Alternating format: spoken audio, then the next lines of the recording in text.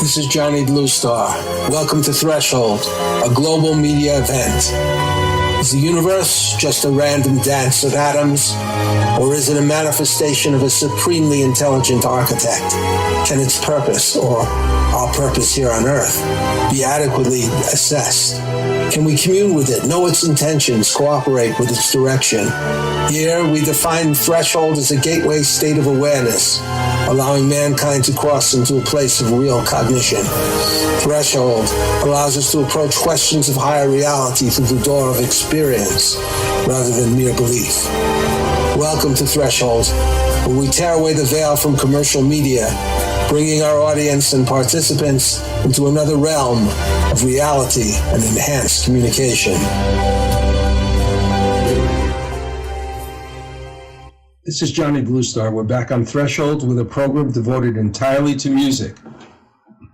As those who listen to us realize, this show is fundamentally about consciousness based on the spectacular concept that human beings can actually be in contact with a higher power. And more so, this higher power can help us direct our lives if we listen in the right way. Still, you might be surprised, considering all this, to note my seeming obsession with music. It's no accident. When I say that Threshold is a global media event, I'm not kidding. No matter how obscure it might seem now as a fledgling program at the very beginning of its march forward. For years, I've been planning the show and developing New Galaxy Enterprises as a media company with a strong musical division called Bridge of Light Productions. The goal of Bridge of Light Productions is to promote and develop music to act as a bridge of communication and sharing on an artistic, spiritual, and emotional level between countries, cultures, and ethnicities. Many people might disagree with me, but I believe that the strongest spiritual impulse to global spirituality was expressed, however, in the way it was, through the genre of music called acid or psychedelic rock. It was a component of what I call the consciousness movement, which culminated in what one might call the post-psychedelic era during the time of George Harrison's album, All Things Might Pass, which was inspired by Harrison's interest in meditation. I'm no fan of the psychedelic movement, as I knew many people who were directly hurt during this period, which included other drugs besides LSD. One person I knew died through an accident undoubtedly triggered by his being on LSD. Another became schizophrenic. Another tried to commit suicide, and still another became addicted to heroin. I'm not trying to say LSD is a gateway drug, but I am noting that the era of acid's ascendancy was populated by other drugs. How many talented people in music and elsewhere, in entertainment and throughout the world, have we lost to drugs? Nevertheless, I'm saying that consciousness, when expanded by drugs, often produces creative fruit and spiritual insight. In fact, having been involved in meditation since I was 14, I told Richard Alpert, one of the leaders of the psychedelic movement, that he should get off of drugs during a show in the East Village called The Illumination of the Buddha. Not more than a year later, having nothing to do with my suggestion, I'm sure, Richard Alpert went to India, basically did give up drugs, and became Baba Ram Das, who wrote some extraordinary books and was, for decades, one of the most well-known teachers in the spiritual area. So during this period, despite many things that went wrong, the music of rock and roll did drive a message of possibility for human consciousness, and wonderful music resulted from the Beatles, Rolling Stones, the Grateful Dead, Jefferson Starship, The Doors, Pink Floyd, Emerson, Lake and Palmer, etc. But we all know that this little experiment went devastatingly wrong in many ways. Still, it showed that music could be a vehicle for delivering a powerful message for the possibility of enhancing consciousness and spiritual awareness. Even though the human beings inspired by their experiences were dabbling in powerful forces that could sabotage their lives and even their survival. We need a music now that could be a healing force throughout the world, one that is truly delivering a message from human beings inspired by a higher power in a powerful way. I believe that singers, songwriters, composers, and musicians participating in this program all resonate with the objective of creating music with a higher social and spiritual purpose, although each in his own way. I'm speaking about composer Edgar Aaron, singer Patricia Welch, singer-songwriter, professional harpist, and filmmaker Patty Greer, singer-songwriters Dave Nathan and his wife and lyricist Bonnie Blazek, and Stephanie Slevin, who is our guest today. Not every person involved on our show by way of music agrees with everyone else. Each person has their own take on social, spiritual, and political reality, and not every guest or performer on our show agrees with me. But I believe that each one makes an unusual and important contribution to social and political change. That's why we're here. Now, before I formally introduce our guest, Stephanie Slevin, let me say that she's not your typical songwriter.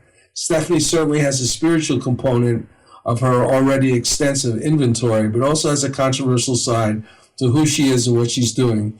You see, Stephanie often receives inspiration from her songs in a very specific way, most unusual. So there are a number of interesting things about Stephanie.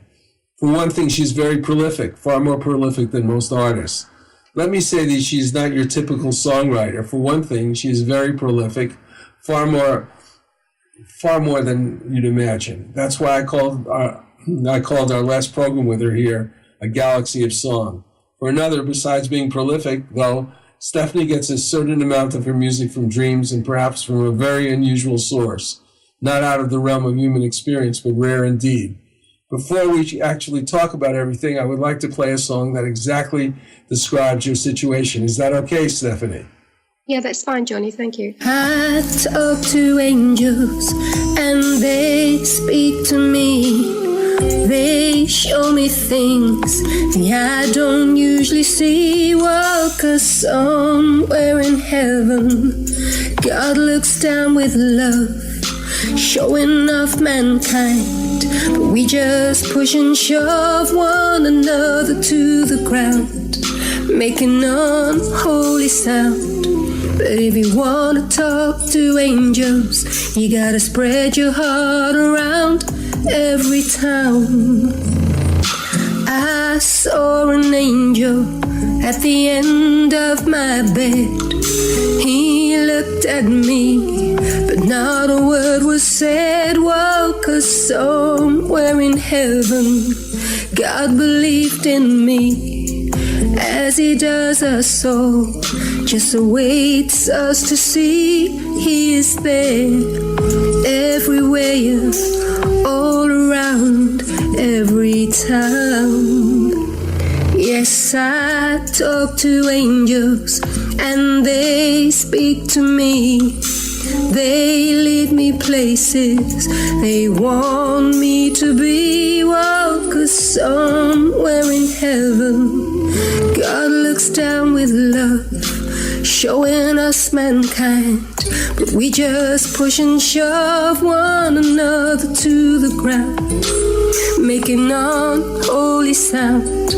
But if you wanna talk to angels, you gotta spread your heart around every town, every town. Now, this is kind of an amazing song, Stephanie. And I believe you're saying that the elements in the song are literally true, aren't they? Yeah, they are. I do talk to angels. Well, they talk to me. They whisper to me. I've seen an angel at the end of my bed, which was a male angel. And I once took a photo of an angel in a tunnel, which was a female angel. And a rapper I co-wrote a song with suggested I should write a song about my experiences with angels. So I did. And that's how this song came about. Tell us about the photograph in the tunnel. It was in December the 21st. I was going to a wedding, and my friend was driving, and we heard a little pebble hit the car.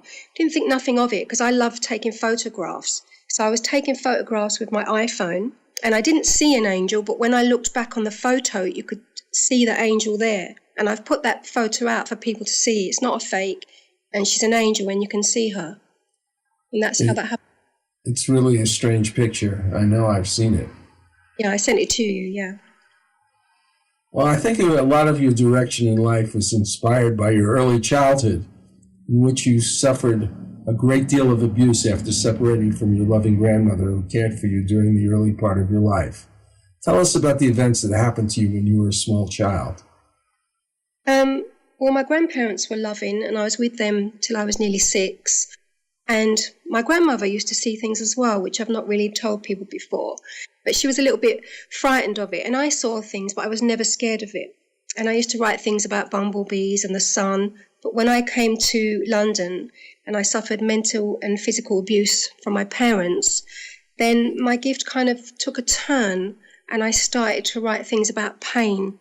After seeing my grandmother being refused permission, looking through the window, she was walking Permission away. to see you. They Yeah. kept her from seeing you, and she'd been your caretaker for so long.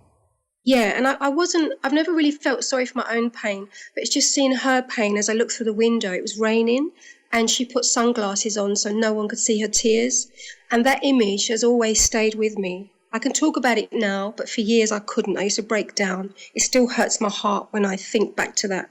But it's always haunted me. But I'm doing good things with that now. So that's kind of strange. Well, we're going to take a break now, but we're going to first play a lovely little song concerning a story which your grandmother led you to in a dream sometime after she passed away. Could you tell us a little about that? Well, I've never been able to contact my grandmother in dreams. It's very rare. And no matter what spirits come to me, she doesn't usually come. And then one night I was sleeping and she came to me and I saw these messages. And when I woke up, I looked them up and it led me to a story about a girl called Amber who was in a coma and whose grandmother was fighting a custody battle with the father to keep the life support machine on. And the story was dated Monday the 30th of December, which is my birthday, 30th of December, though it was a different year, 1991. And that's how I wrote the song. She led me to that. Extraordinary. Let's hear Grandmother's Love by Stephanie Slevin. Thank you.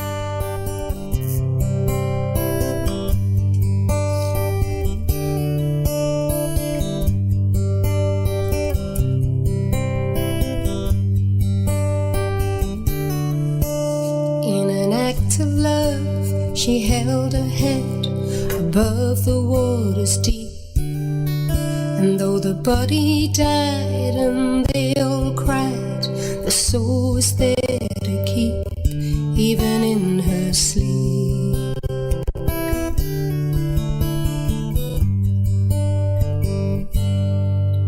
And she felt the love, the tender kiss, so gently on her chin. For a grandmother's love is like the glove that fits the soul within of her loving kin.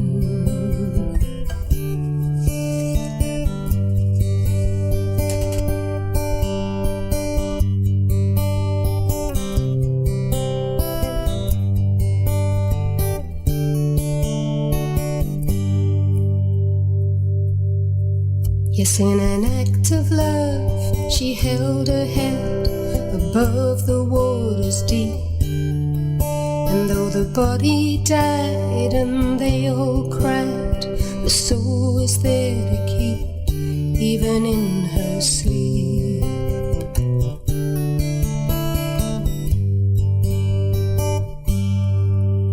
And she heard the noise, the fluffy toys, so gently overhead. And she felt the love, the tender care that circled round her bed when the prayers were said.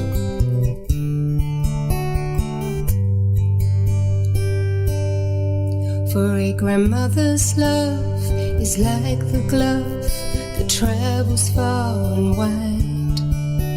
For the light was bright for Amber, for God was by her side. Boots in Manhattan is a coming-of-age novel by Ray Boylan and Johnny Bluestar. It is about a young Tom Boots Raymond who grows up in New York in the 1940s who was a member of a street gang. My friends and I were about to start our own game of stickball when Rabbit Lacey, the head of the Rattlers, came up to us and tried to move in on our game. We were called dwarves, the youngest members of this stupid gang. Hey, Kevin, I need you to get some gloves and some stuff I left at my place. No, this is our game. Hey, are you my good little dwarf or what? You've been calling me a dwarf since I was 6. We're not your personal slaves, pal. Hey, what is this? A dwarf rebellion? All right, big guy. We ditched the dwarf thing. We make you guys regular rattlers. No, it's too late. He looked at Jay and me. We looked away. Rabbit was now angry, and he pushed Kevin hard with the palms of his hand. Kevin tried to ram him in the stomach, but he stepped aside, throwing Kevin into the curb where he fell to the ground, bleeding profusely at the knee. Still, he managed to get up. My street. Kevin shouted at Rabbit, pointing at him with an angry index finger. Find out more by Googling Boots in Manhattan, a 1940s coming-of-age novel, part 1 of the novel series The Foot Soldier by Ray Boylan and Johnny Bluestar. Google with the words Boots in Manhattan, Ray Johnny Kindle. That's Boots in Manhattan, Ray Johnny Kindle. Nowadays, if you are a serious business person, just getting assistance from someone with a license and a bit of experience may not be sufficient. In fact, your realtor actually needs to be knowledgeable enough to be one of your top advisors. Whether you are facilitating a giant merger or selling your company, there's a lot at stake besides your finances. There is the future value of your current investment, financial freedom, integrity, and overall reputation. If you need this kind of assistance, Sandra LaFlamme is a real estate expert with the experience, reputation, and knowledge qualified to assist you in all your key transactions. Sandra LaFlamme, real estate services with integrity and conscience. Contact her today at 888-366-8070. That's Sandra LaFlamme at 888-366-8070. Hi, Steph. Before the break, we played your song called Grandmother's Love, but after her death, you never really forgot her and used to go frequently to the cemetery to visit her. Here's a song you wrote about that.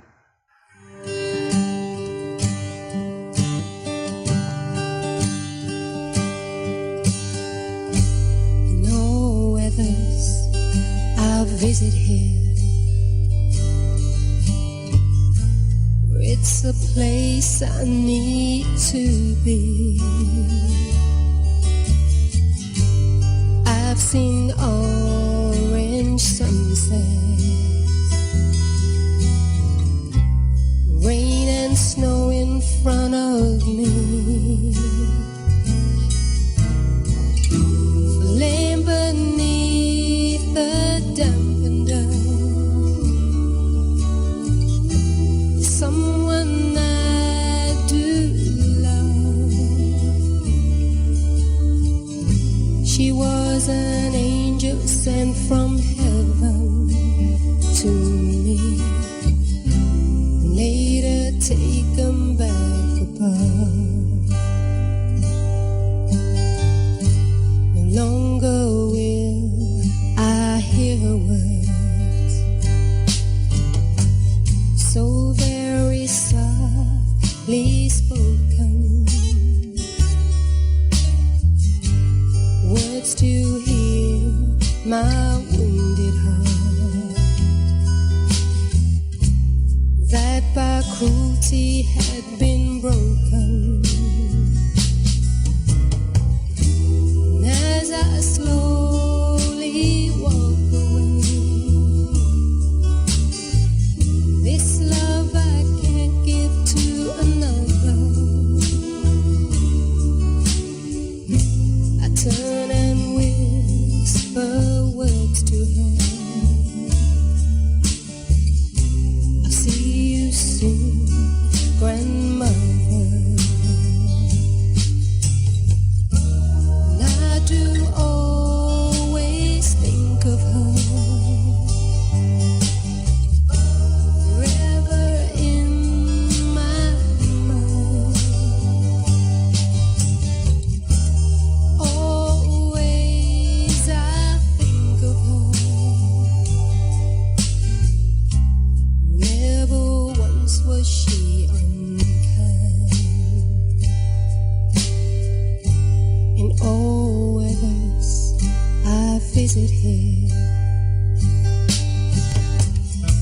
for it's a place I need to be.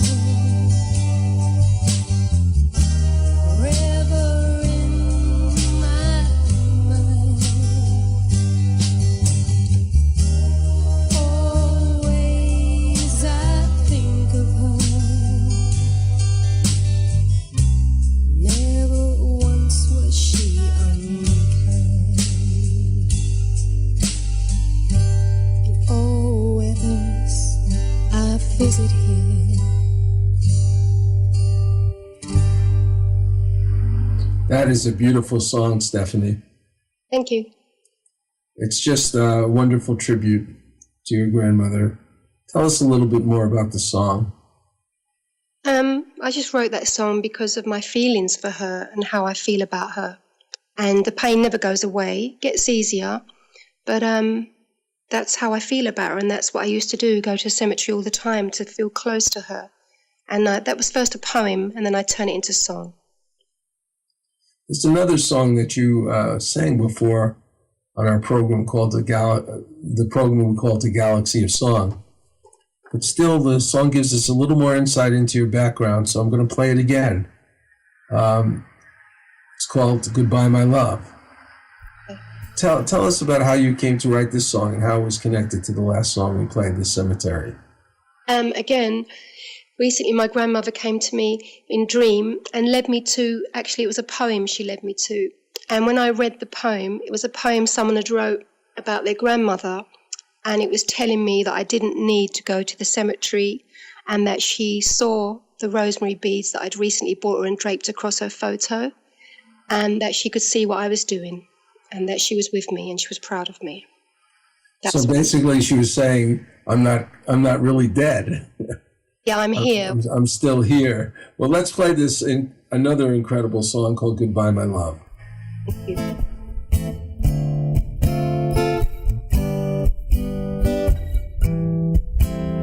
Goodbye, my love, goodbye, my love. I'll see you on the virgin shore. And when time doth fare me well, we will be as one once more. Goodbye, my love, I'll miss you so, for I don't want to let you go. But in dream you said to me that by my side you'll always be, and wherever I do roam, that you will be my telephone. Goodbye, my love, goodbye, my love, goodbye, my love, goodbye, my love.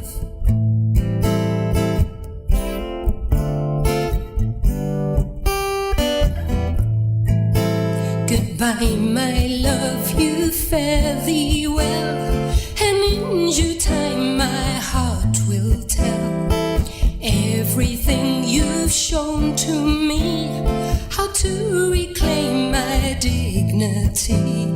Goodbye, my love, I fare thee well. You are the soul that rings my bell, and wherever I do roam, you are the heart within my home. Goodbye, my love, goodbye, my love.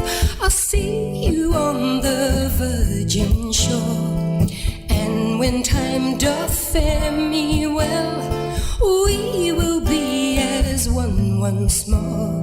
Goodbye, my love, goodbye, my love, goodbye, my love, goodbye, my love. As I mentioned when I began today's program, which is called I Talk with Angels, I long had this vision of helping to bring people together, people who are musical artists, to create what I call the Bridge of Light. Here's another artist, a composer named Edgar Ahrens, who I've been associated with for many years as a lyricist, along with Patricia Welch, a wonderful singer and performer. We are proud to sponsor not only songs of Edgar Ahrens, but his work in scoring for television and film.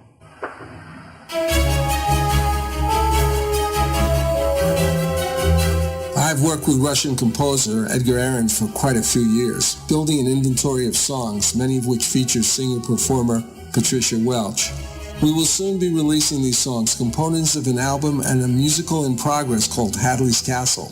When Edgar and I first got together, I was amazed by the brilliance of his musical scores created for movies, TVs, and animations. Here is a sample of the work he did on the Russian TV series, available now on Amazon, called The Secret Agent's Memoir, which had 2 seasons.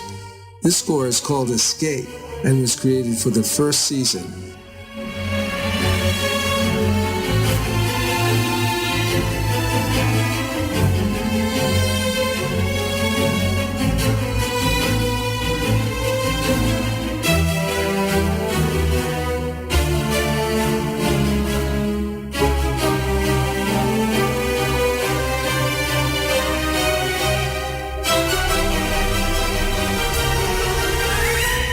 I am very pleased to say that Bridge of Light Productions, a division of New Galaxy Enterprises, is proud to be the contact point for television and film companies seeking information about this amazing composer's work. If you are in the entertainment business and wish to know more, contact me at johnnybluestar@gmail.com. That's johnnybluestar@gmail.com.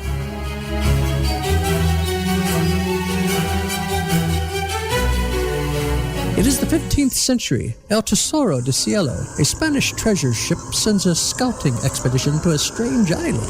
Golden statues surrounding them prove the enormity of their find. Suddenly, hordes of ghoulish creatures with scaly green flesh and skeletal wings descend upon them from the sky. What do you think of this, Rufio? These creatures are fragile, Captain. We can take them with our swords. They seem supernatural. Who knows what powers they possess? Fallen angels, weakened by their treason. By God, are you saying they're Nephilim, the devil's host? I'm saying, whatever they are, we can take them. Do any of you cowards dare join me? Up against sharp knife-like nails and hideous fangs, the men's swords rip into slimy green flesh. Though black blood pours copiously from their half-naked bodies, the creatures miraculously persist. Can the crew survive this bloody, cursed battle? Find out more by Googling The Thrice Born, a new sci-fi supernatural novel by Carlos Lopez Avery and Johnny Bluestar. Google with the words Carlos Johnny Kindle, The Thrice Born. That's Carlos Johnny Kindle, The Thrice Born. New Galaxy Enterprises is a media company specializing in wide-ranging content like novels, nonfiction books, screenplays, commercial advertising, web content, etc. One of our most esteemed providers is illustrator Robert W. Zalo.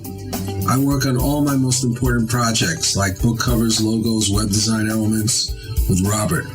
As an illustrator, he worked on the Ignatz-nominated comic book, The Expert's Guide to Killing Things That Go Bump in the Night. His skills encompass advertising, magazine illustrations, gaming, comic books, TV production, and scenic painting.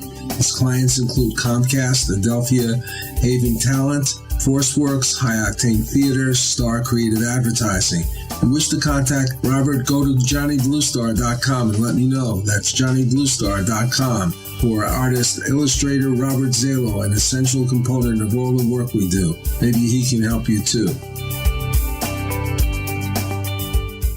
We're back with Stephanie Slevin, who is as you may, if you've been paying attention, a rather accomplished and amazing songwriter.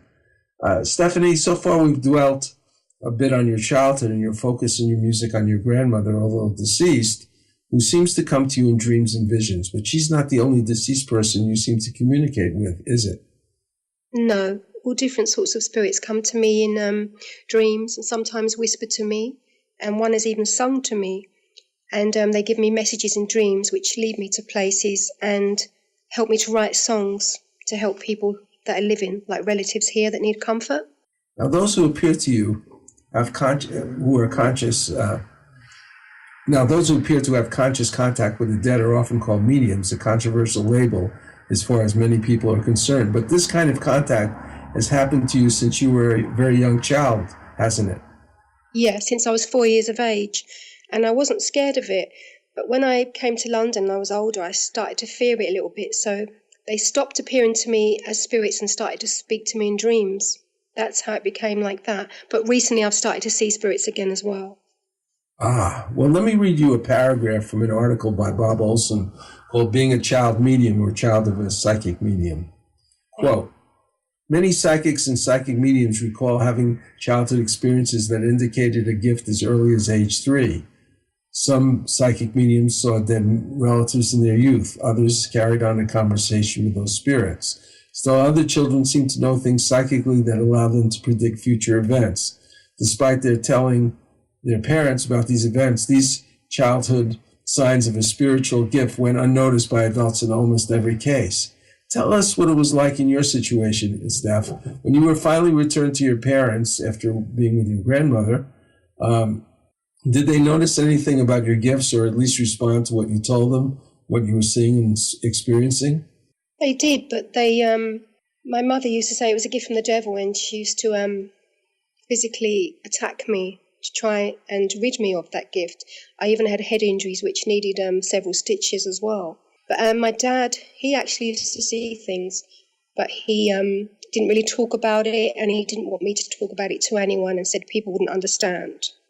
So that's basically what happened there. Yeah. Well, I think that mediumship is a very controversial subject to many people, but it has a very long history, and even one that includes some serious scientific investigation. Well, anyway, a psychic gift of any sort today still is often treated with fear or disdain by people who have never experienced the dilemma faced by a person with this ability. Gifts are often like that. Here's a song you wrote about Robert Johnson, one of our great blues artists who also faced a great deal of contempt and challenge about his music. Here's a song about a courageous artist who was compelled by his nature to produce some amazing music. Your song, Stephanie, called Gifted.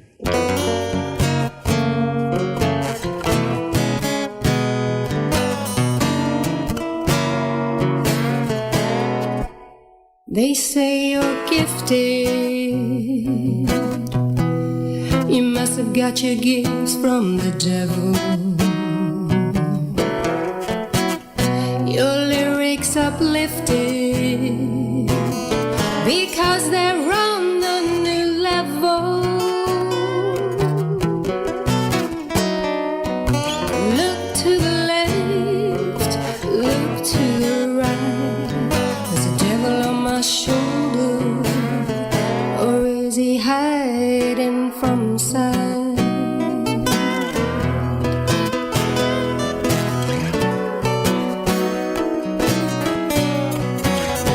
They say you're gifted. You must have made a pact with the devil.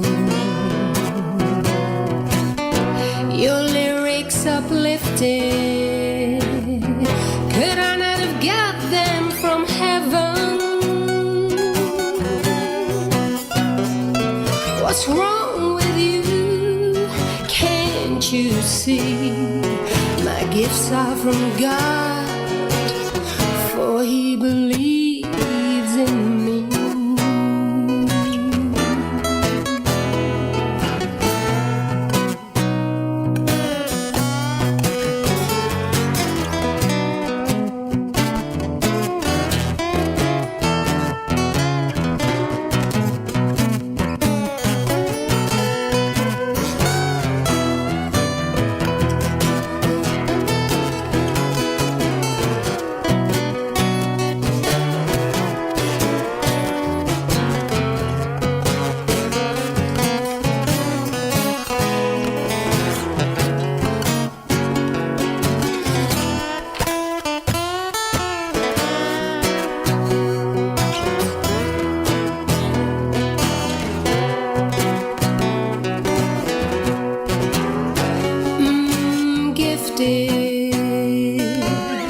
So I get a little frisky.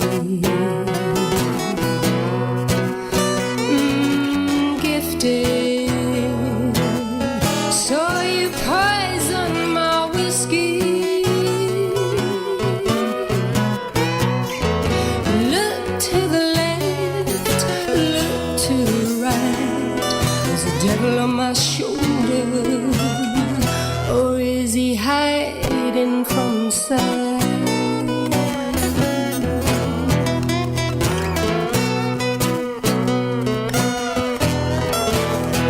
They say you're gifted. You must have got your gifts from the devil. Your lyrics uplifted because they're on a new level. What's wrong with you? I've waited so long. My gifts are from God, and my name is Robert Johnson.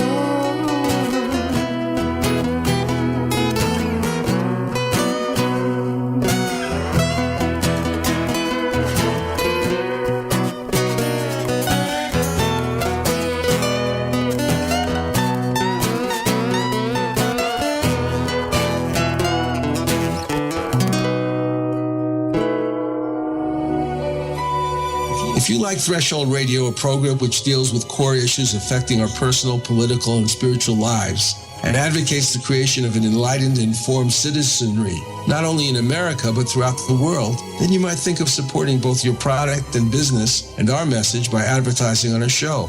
All programs are archived and are supported in various ways, including social media, our outreach being broadcast weekly on VegasAllNetRadio.com, a very advanced internet broadcasting station, but also archived directly on our websites on YouTube and in SoundCloud. We believe in time we will have a very broad outreach. Through New Galaxy Enterprises, our parent company, we can create a wide range of marketing and advertising components to complement your advertising on Threshold Radio and increase your outreach in many creative and exciting ways. If interested, just go to www.thresholdradio.com and fill out a contact form with your interest. That's www.thresholdradio.com. It is the 15th century. El Tesoro de Cielo, a Spanish treasure ship, sends a scouting expedition to a strange island.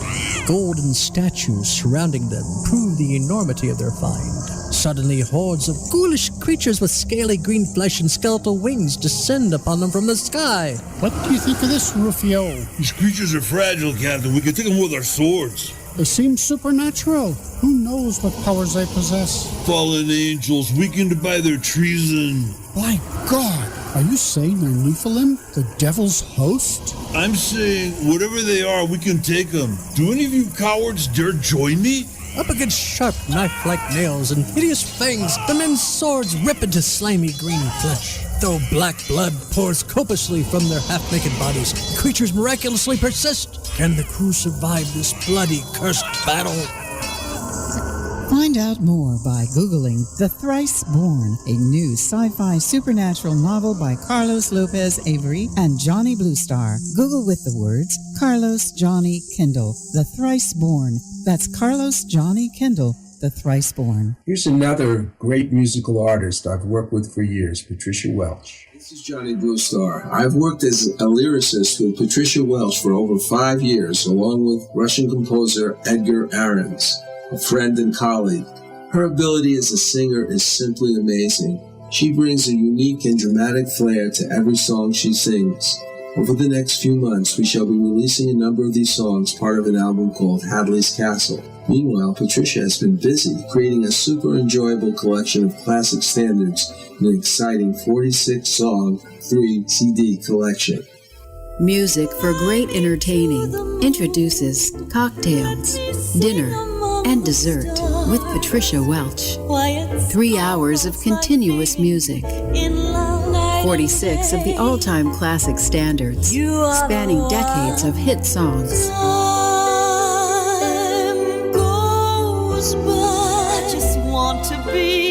Going to a friend's home for dinner? Cocktails, Dinner, and Dessert with Patricia also makes the perfect hostess gift. This 3-CD compilation is the perfect background music that sets just the right mood for any dinner party. I'm crazy for feeling so lonely. There was a boy, a very strange, enchanted boy. To purchase this album, just go to patriciawelch.com/CD. That is patriciawelch.com/CD. You won't be disappointed. So, Stephanie, the fact is that you really do have a lot of unusual contact with angelic beings and the deceased. Tell us how this works for you in more detail, how it influences your songwriting. Well, spirits come to me in dreams, and sometimes I hear whispers, even when I'm awake, and I hear names whispered to me. So I'll look up these names, and they're people that exist, and usually they're people that are deceased. I'll look up their story, and you can see the way they've passed. Sometimes it's tragic. And then a song will come to me, and I'll write a song. And I realise that these spirits want me to do this in songs to help the relatives that are here grieving. That's why they come to me in dreams and that. Well, you know, there's a song you wrote about someone named Mary Jane Kelly. This is certainly one of the strangest choices that I've come across of your songs about the deceased. Tell us about her. Well, Mary Jane Kelly was a victim of Jack the Ripper. And bizarre as it may seem, Jack the Ripper has always haunted me in my dreams. I never see his face, but he's always in the distance. And this is since a child. And decades later, I discovered I had a baby sister buried in the same cemetery as Mary Jane Kelly, who now sings in my dreams. She has a beautiful voice, and this is a song I wrote for her. The river runs through the valley, and I'm stood in the alley, for I'm just a lonely girl on cobblestones, looking to earn some money. The pain runs through so many, just trying to earn a penny, for I'm just a golden girl on trodden path, trying to sell some honey.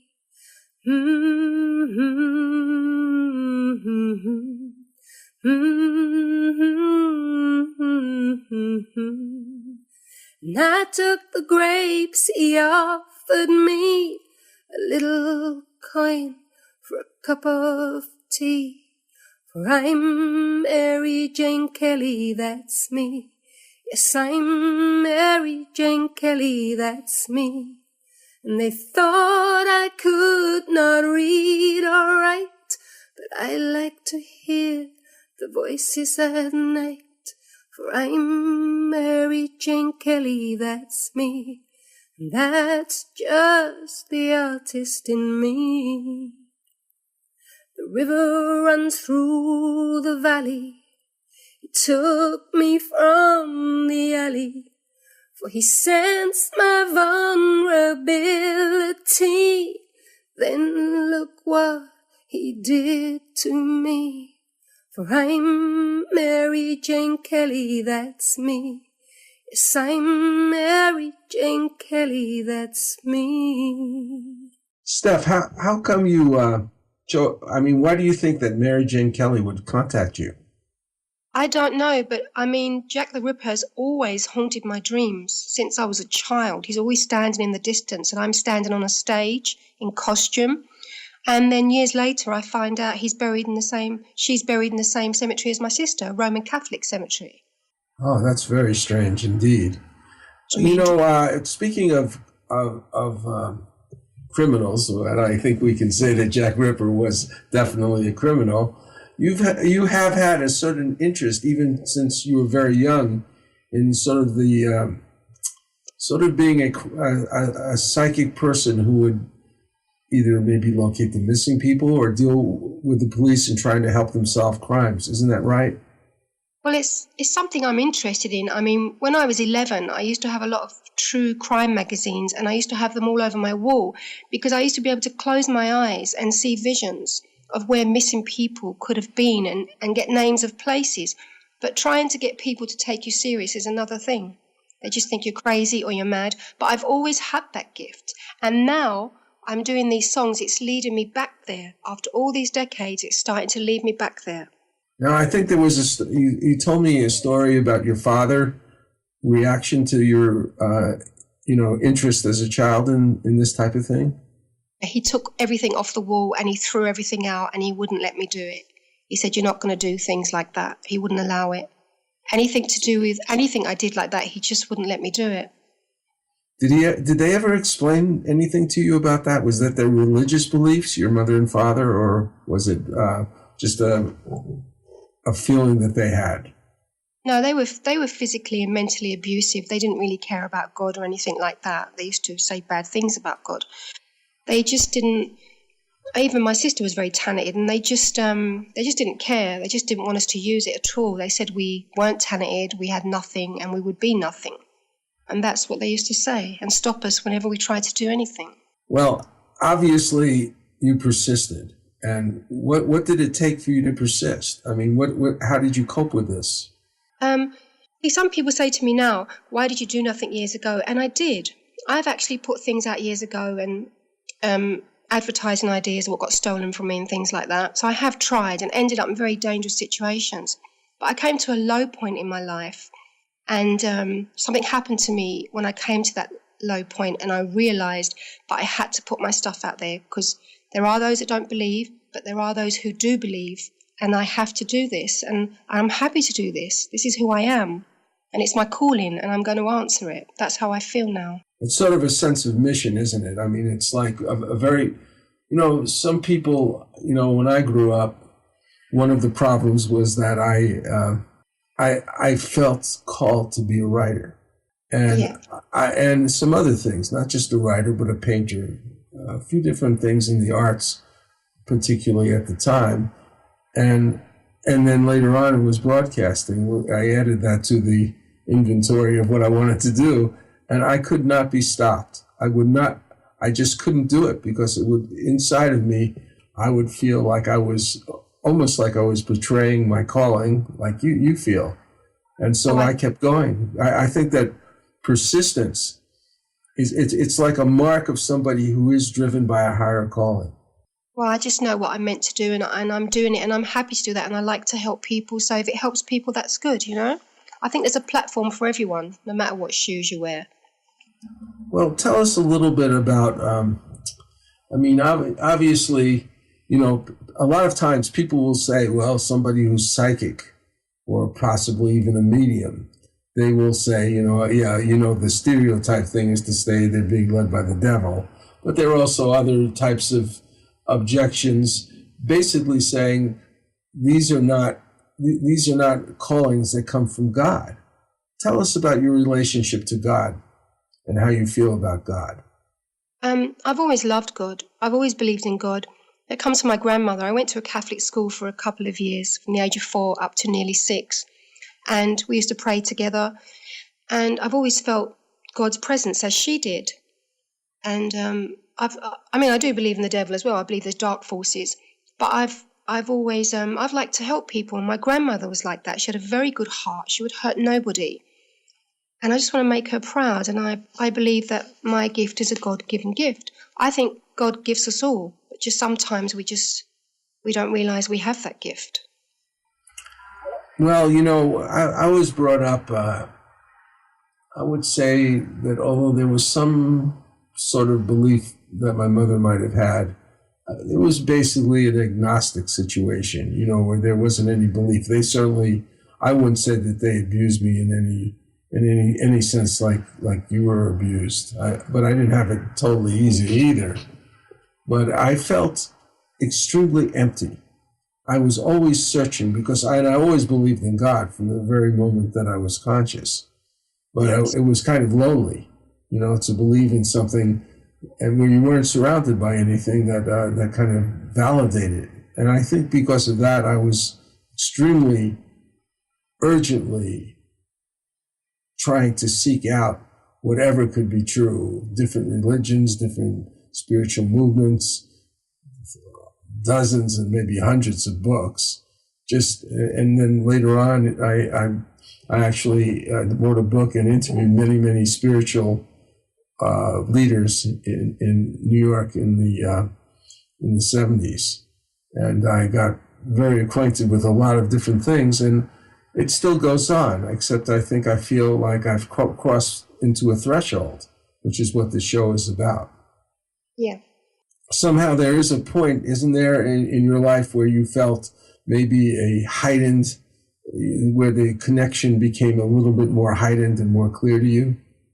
Yeah, definitely. It was at my lowest point, and I just felt inside like I was dying and everything was going wrong.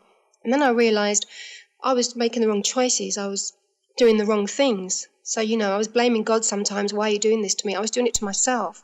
And I was very low. And then I had a message in dream which led me down the right path. And ever since that, I've followed that path. And I know that I'm going in the right direction for me. And I'm helping people along the way. And I'm helping myself. And that's a good thing too, Yeah, there's a sense where you're on the right, you finally get on the right path. And then once you're there, I think a lot of miraculous things can happen. Well, my abilities are becoming stronger now. I think I'm in tune with them more because I know that I'm following the right path. Yes. Well, I think that's what this program is about. It's about helping people find who they are and showing them the possibilities for themselves. And then for those who are already there, sort of providing a little bit of impetus, motivation for them to continue their journey. We'll be back on Threshold, and stay tuned.